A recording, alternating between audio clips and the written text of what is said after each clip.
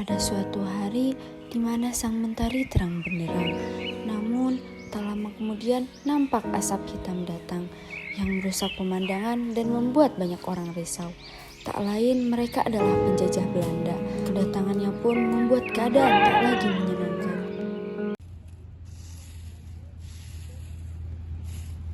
Bu Darmi, saya dengar Belanda datang ke sini ya? Iya benar, hidup kita sudah tidak aman lagi. Bagaimana nasib kita selanjutnya? Iya.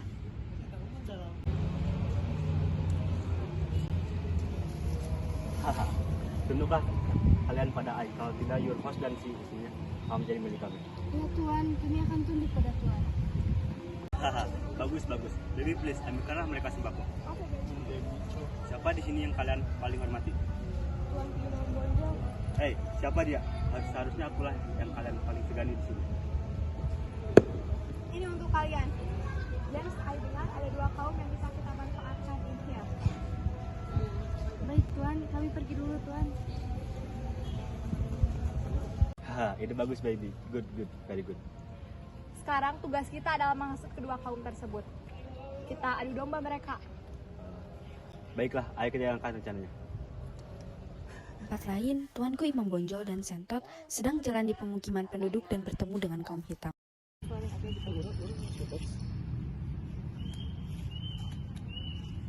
Tuan, lihatlah mereka sedang bermain judi. Bagaimana kalau Tuan melarangnya? Hei kalian, hentikan permainan itu. Mengapa harus berhenti? Permainan kalian itu salah. Islam melarang permainan judi untuk dimainkan. Hentikan sekarang.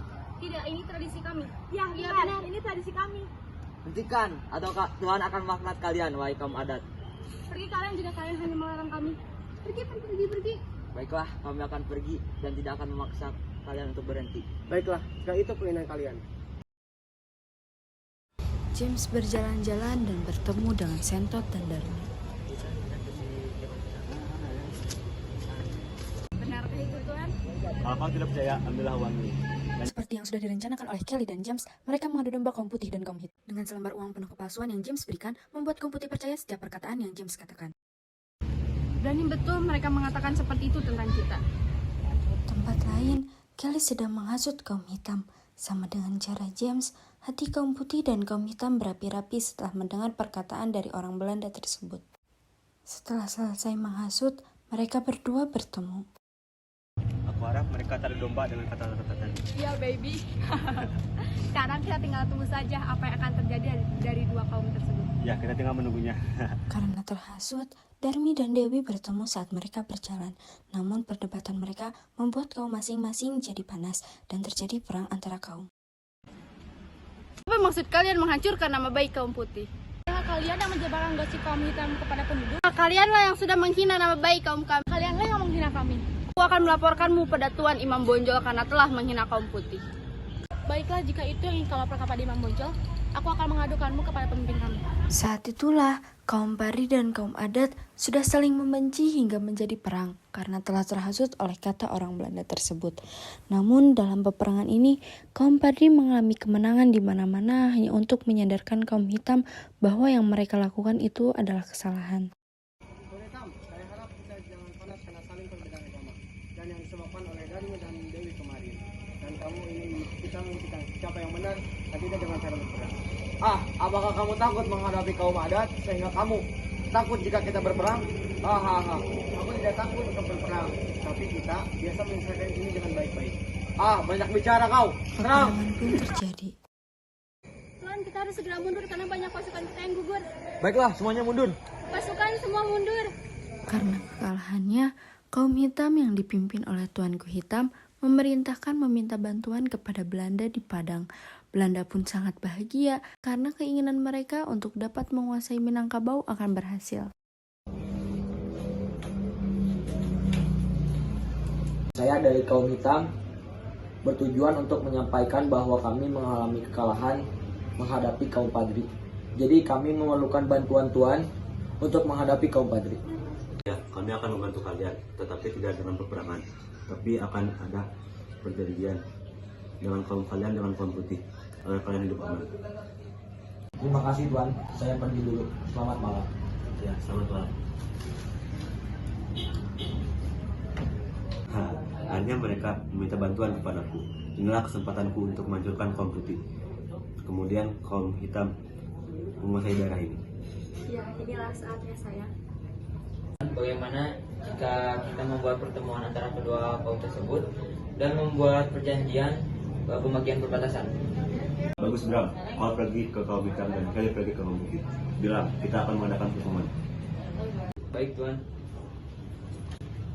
Dalam pertemuan James dengan kaum putih dan kaum hitam. Setelah datang ke pertemuan ini, maksud Aik kalian untuk datang adalah untuk membagi perbatasan. Kalian dan para tentaraku akan membuat garisnya agar tidak terjadi kesalahpahaman antara kalian. Oke? Baik, aku akan setuju kalau begitu. Tapi jika kaum Padri melewati perbatasan, kami sebagai kaum hitam akan menghukumi. Sebenarnya aku tidak setuju dengan perjanjian ini karena antara kaum adat dan kaum Padri tidak ada perbedaan. Tetapi karena kaum adat telah membuat keputusan setuju, maka aku akan setuju juga. Tetapi Belanda mengingkari perjanjian tersebut dan kaum hitam pun menyadarinya karena Belanda melakukan tindakan-tindakan yang kejam kepada penduduk Minangkabau, yaitu kaum hitam yang dipaksa kerja. Dan pemimpin kaum hitam pun mengadakan pertemuan dengan Imam Bonjol. Aku menyesal karena telah mengikuti perjanjian tersebut. Dan kebanyakan dari kaumku mengadu kepadaku bahwa Belanda memaksa mereka untuk menghasilkan persediaan mereka. Dan upah yang mereka berikan tidak sesuai dengan apa yang mereka kerjakan. Kau lihat kan apa yang dilakukan Belanda terhadap di sekitar kita. Mereka hanya memanfaatkan kita dari awal, tetapi kau tidak pernah menyadarinya. Sekarang bagaimana? Apa yang harus kita lakukan? Ya, aku telah melihatnya dan maafkan aku karena telah terlalu percaya kepada mereka. Yang harus kita lakukan sekarang mengusir mereka dari Minangkabau. Tapi bagaimana caranya? Baik, kita harus bersatu untuk mengusir anak Belanda tersebut. Sekarang kau kumpulkan semua pengikutmu. Baik, Besok kita bertemu di dekat peristirahatan Belanda saat fajar. Aku akan membawa pengikutku. Setelah pertemuan itu, Tuanku Imam Bonjol dan Tuanku Hitam akhirnya berencana untuk melakukan penyerangan kepada Belanda.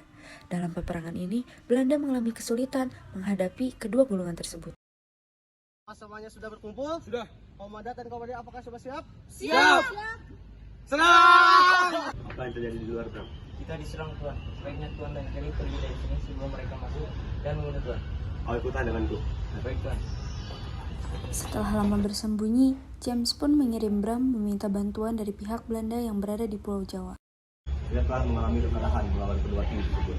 Jika mereka bersatu, mereka sangat tak kuat. Kita harus meminta bantuan kepada saudara kita yang dari Pulau Jawa. Bram, kau pergilah ke Pulau Jawa. Baik Tuan. Ya Pak, saya dikirim oleh Kapten James untuk meminta bantuan dari Bapak untuk membantu pasukan yang telah banyak gugur oleh rakyat di Sumatera Barat. Baik, kau kembalilah ke Pulau Jawa dengan 500 orang pasukanmu.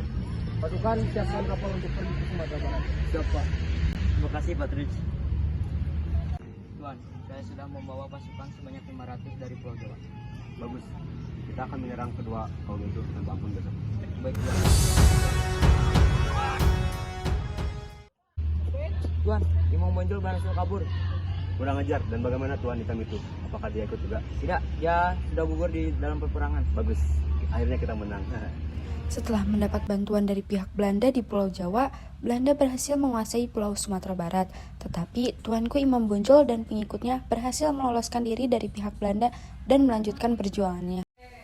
Pada bulan Oktober 1837, Tuanku Imam Bonjol diundang ke Palupuh untuk berunding. Tapi pada saat itu juga, Tuanku Imam Bonjol ditangkap oleh Belanda dan diasingkan ke Cianjur, kemudian ke Ambon, lalu ke Lotak, Minahasa, dekat Manado. Dan meninggal pada tanggal 6 November 1864, dimakamkan di Minahasa. Dan Pulau Sumatera Barat Minangkabau menjadi milik Belanda.